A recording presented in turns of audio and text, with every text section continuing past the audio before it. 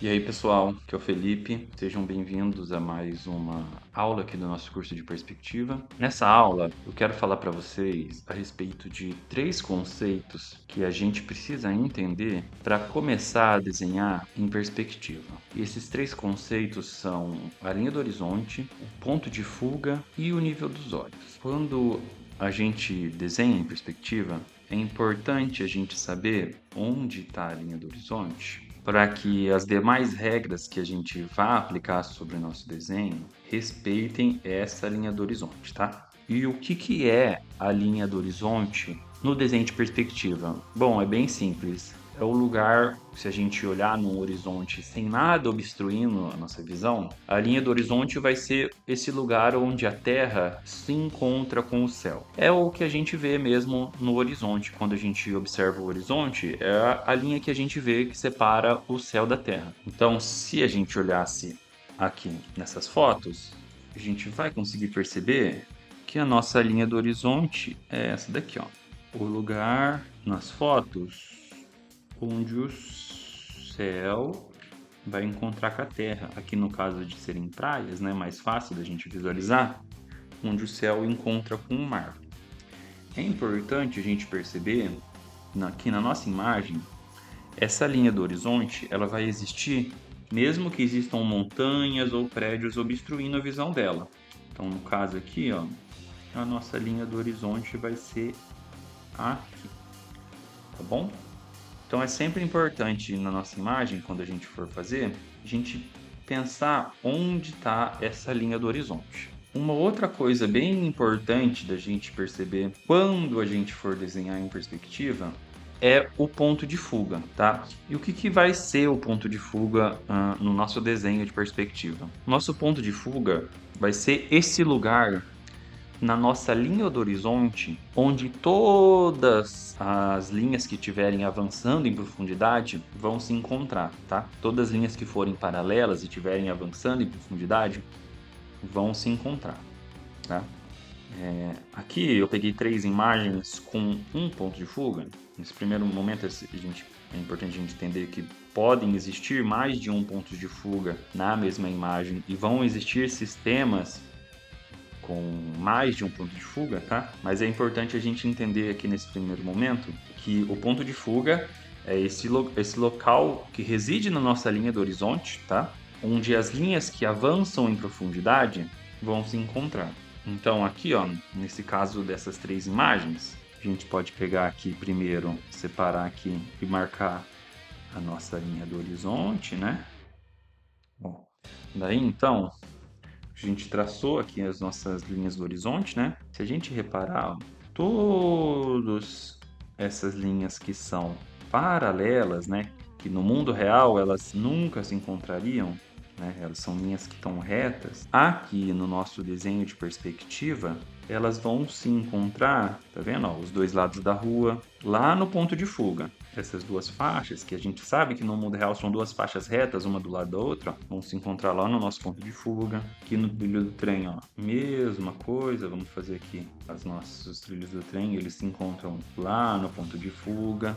Isso que acontece, o que acontece com o nosso desenho, a gente chama de convergência, né?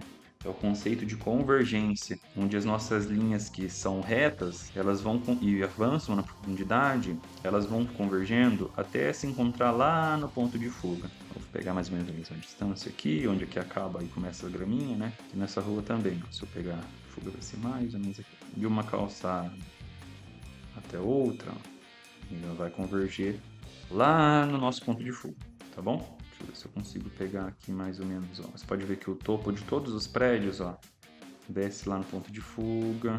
Os prédios que estão alinhados aqui, né? Ó, as janelas aqui dessa rua, elas estão desalinhadas, né? Mas as que estão alinhadas também vão converger, tá? Então o ponto de fuga, ele é isso. Ele é um ponto na nossa linha do horizonte, né, em que todas as linhas que estejam paralelas no nosso campo de visão e estejam avançando em profundidade vão convergir nele, tá? E o terceiro conceito que a gente precisa entender é o conceito de nível dos olhos. Quando a gente fala em desenho de perspectiva, a gente tem que entender que o nosso desenho ele vai ser feito a partir do ponto de vista de um observador. E o nível dos olhos do nosso desenho vai ser o nível dos olhos desse observador. E como a gente faz para achar esse nível dos olhos? É bem simples, pessoal. O nível dos olhos, enquanto a gente estiver falando de um observador que esteja olhando em uma linha reta, que ele não esteja olhando para cima ou olhando para baixo, enquanto ele esteja olhando em uma linha reta, o nível dos nossos olhos vai ser o mesmo da linha do horizonte. Então vamos pegar aqui, ó, em vermelho mesmo, e traçar a linha do horizonte nessas imagens aqui, ó. A linha do nosso horizonte está mais ou menos aqui. Mais ou menos aqui. Na verdade, exatamente aqui, né? Que a gente consegue ver o horizonte certinho. E mais ou menos aqui. A gente consegue perceber aqui, ó, nessas imagens, aonde está exatamente o nível dos olhos do nosso observador. Então, aqui nesse caso, ó, tá mais ou menos aqui no meio das costas desse personagem, que é mais ou menos essa, que é também essa altura, né, que bate no ombro dela. Aqui nessa imagem da senhora olhando para o rio, a gente vê que a nossa câmera, né, os olhos do nosso observador, a câmera que tirou essa foto, está exatamente aqui na altura da cintura dela.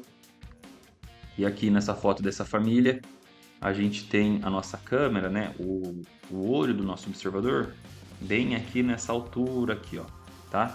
Pegando no braço desse rapaz e no ombro desse outro rapaz. O livro Perspective Made Easy, do Ernest Norling, propõe pra gente um exercício mental para a gente entender essa questão do nível dos olhos.